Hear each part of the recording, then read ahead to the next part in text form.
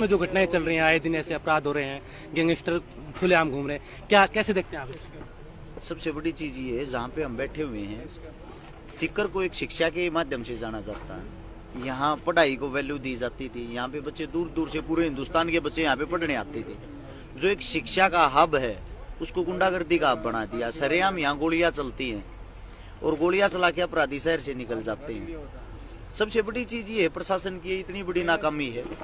इस चीज को आप बाद में कैसा भी मुद्दा बना लो, यानी कि जो एक कांड हो जाता है, कांड होने के बाद वे यहाँ से भाग निकलते हैं, आप उनको पकड़ते और नहीं पकड़ते, वो चीजें मैटर नहीं रहती। जो हमारे पीछे चला गया, क्या वो वापिस आ सकता है? सबसे बड़ी नाकामी है जिसके बच्चे हमारे पीछे चले जाते हैं।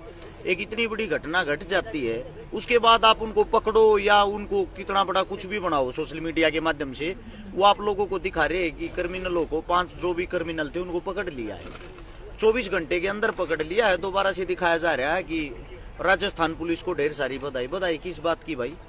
अब पकड़ने के बाद क्या वे जो हमारे इंसान हमारे पीछे चले गए, वे वापिस आ सकते हैं? बड़ी चीज ये है, आप कोई घटना घट जाती, उसी के बाद आपकी आंखें कैसे खुलती, उससे पहले क्यों नहीं खुलती? इन चीजों पर आप पहले ही काबू क्यों नहीं पाते? कोई घटना होने के बाद आपकी आंखें खुलती हैं। सबसे बड़ा सवाल है प्रशासन के ऊपर। उसके बाद अगर बात आती है जो सरकार की तरफ आप जब जाते हो, आप सरकार के पास जाके देखना, आप लोग बार बार उनका इंटरव्यू भी करते हो, वीडियो भी बनाते हो। सरकार उलझी या पक्ष में विपक्ष में, वो उन पे लांछन लगा रहा है, वो उन पे लगा रहे, वो उनका जवाब दे रहे, वो उनका जवाब दे रहे। धरातल पे, जमीनी स्तर पे काम करने में कोई ध्यान नहीं है। जब किसी का बेटा जाता है, वो बेटा अकेला नहीं जाता, वो अपने परिवार को लेके चला जाता है। एक बेटा ही परिवार का ऐसा हिस्सा होता है, वो जड़ होता है।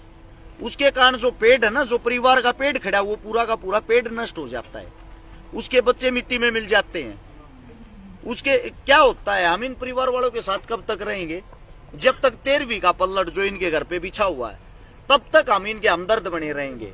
उसके बाद सब आप अपने घर चले जाएंगे, नई घटना हो जाएगी, दोबारा से फिर वही काम। लेकिन एक बात सोच के देखो, जो 13वीं तक जब वो पल्लड़ उठ जाता है, यारे प्यारे रिश्तेदार सब आप अपने घर चले जाते हैं, उस परिवार को पालने वाला क्या वापिस आ जाएगा? फिर तो क्या हुआ, कभी साल 2 साल में हमारी मुलाकात होगी, हमने हालचाल पूछ लिया। इससे ज्यादा आज के जीवन में किसी के पास कोई समय नहीं है। दूसरी बात यह है, जो जितने भी मेरे स्टूडेंट साथी, पढ़ाई वाले, शिक्षा वाले, जो शिक्षा को बढ़ावा देते हैं, उन साथियों से मैं एक बात कहना चाहता हूं, आप यहाँ पे पढ़ने के लिए आते हो, अपना ध्यान पढ़ाई पे दोगे, आपके लिए काफी अच्छा रहेगा। आपके माता पिता आपको पढ़ाई के लिए भेजते हैं, उसी चीजों पे ध्यान दें। बाकी जो ये जितनी भी सोशल मीडिया पे अनाप शनाप चीजें चलती हैं, उनकी तरफ अपना ध्यान देके अपना और अपने परिवार का जीवन बर्बाद ना करें। और सीधे सा जो गहलोत सरकार, उससे जो सवाल है, उसे छोटा सा ये सवाल है, आपका बेटा, आपका बच्चा सुरक्षित है, इसलिए आपको ये खबरें, ये घटनाएं छोटी छोटी लगती हैं। अगर यही आपका बेटा होता ना, ये घटना घट जाती, आपकी जड़ें हिल जाती, आपको पता लग जाता है कि बेटा जाता है, जब पूरे परिवार पे क्या असर पड़ता है इसका। तो मेरा यही कहना है, जितने जो भी आपके चैनल है, सभी चैनलों के माध्यम से इस घटना से कम ये कुंभकर्ण वाली नींद से जाग जाएं। आगे आने वाले समय में ऐसी और कोई घटना ना हो। राजस्थान एक इतना बड़ा प्रदेश है, पूरे विश्व में सिर्फ 20 देशों को छोड़ के 21वें नंबर पे अगर नंबर आता तो अकेले राजस्थान प्रदेश का आता है। इससे छोटे हैं वे देश। मैं सिर्फ ये कहना चाहता हूँ, राजस्थान को शांति के लिए जाना जाता था। हमारे जैसे जो भाई थे, वो भी यहाँ आके सुरक्षित महसूस करते थे, दिन रात हम घूम सकते थे खुलेआम। अब हमारे को भी डर लगने लग गया है, रात के टाइम कहीं हमारे साथ भी कोई घटना न घट जाए। जैसा राजस्थान शांति प्रिय पहले था, इसको वैसा ही बनाने की कोशिश करें। और जो भी अपराध की दुनिया, अपराध की शाखाएं जितनी भी जुड़ी हुई हैं, उन सब पे जल्द से जल्द कोई ठोस ऐसा कदम उठाया जाए, जिससे जो आमजन, आम नागरिक है, वे अपना जो नॉर्मल जीवन है वो जी सके, ताकि उनका जो जीवन है वो डर भय के माहौल में ना गुजरे। अभी जो परिवारजनों की जो मांगे थी, 2 दिन से लगातार परिवार नागौर से परिवार यहाँ सीकर अस्पताल में बैठा है। सरकार ने 2 दिन तक वार्ता नहीं की, कोई बात नहीं। आज वार्ता हुई लेकिन विफल रही। अब दूसरे दौर की वार्ता यहाँ के जनप्रतिनिधियों के साथ चल रही है।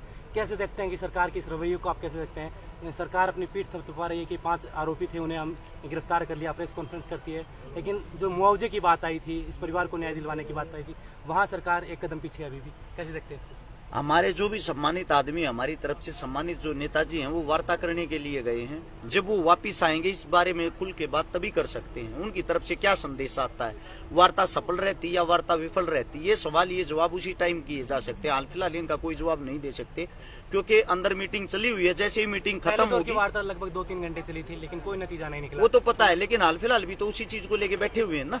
नहीं, लोगों को सड़कों पे आना पड़ा, पहले अस्पताल में या धरने पे थे, अब सड़कों पे आके। देखो मैं आपको एक बात बता देता हूँ, ये क्या करते हैं, जब कोई घटना घट जाती है ना, उस घटना को छोटे लेवल पे लेते हैं।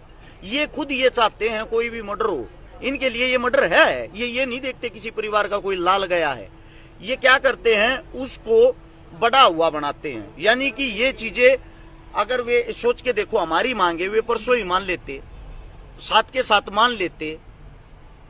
आप यहाँ इकट्ठे किस लिए होते, सब आप अपने घरों पे होते ना। वे क्या चाहते हैं, कोई भी मामला वो बड़े लेवल का बने।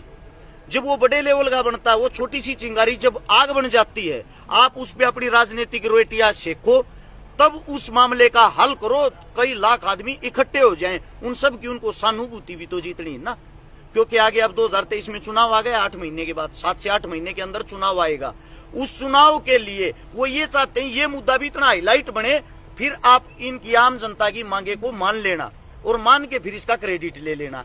ये उनका पुराना धंधा है। पता नहीं आप लोग समझ पाए हो या नहीं समझ पाया। मैं हर रोज ये चीजें देखता हूँ। लगभग 124 आंदोलन कर चुका हूँ।